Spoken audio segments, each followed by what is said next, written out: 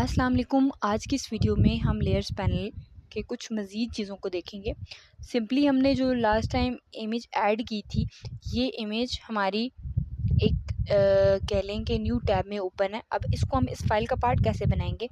आपने क्या करना है, सिंपली इस पे जाना है और कंट्रोल ए प्रेस करना है। इससे इमेज सारी सिलेक्ट हो जाएगी। अब कंट्रोल सी प्रेस करेंगे तो ये कॉपी हो जाएगी। याद रखिएगा कि ऊपर आपका जो मूव टूल है वो सिलेक्टेड होना चाहिए। आप वापस इस फाइल पे आएँ और कंट्रोल वी प्रेस करेंगे जैसे ही आप, तो ये पेस्ट हो जाएगी। ये रीसाइजिंग हैंडल्स हैं, इससे आप इसको एडजस्ट कर सकते हैं। मेरी फाइल काफ़ी बड़ी है, इस वजह से ये इमेज कम्प्लीटली यहाँ पे आ नहीं रही है।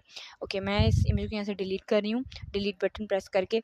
अब एक और मेथड आपके पास ये है कि कंट्रोल डी प्रेस करेंगे तो ये इमेज दोबारा से डी सेलेक्ट हो जाएगी।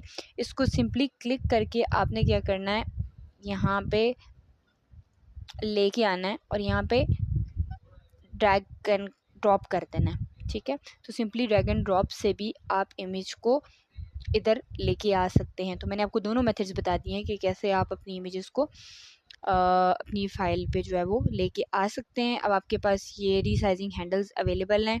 अगर आपको ये नहीं शो हो रहे तो आप क्या करें, इसको थोड़ा सा छोटा कर लें, कंट्रोल माइनस प्रेस कर लें, तो आपको जो है वो इमेज के रीसाइजिंग हैंडल्स शो हो जाएंगे और आप इसको क्लिक करके रीसाइज कर सकते हैं इमेज को। Thank you.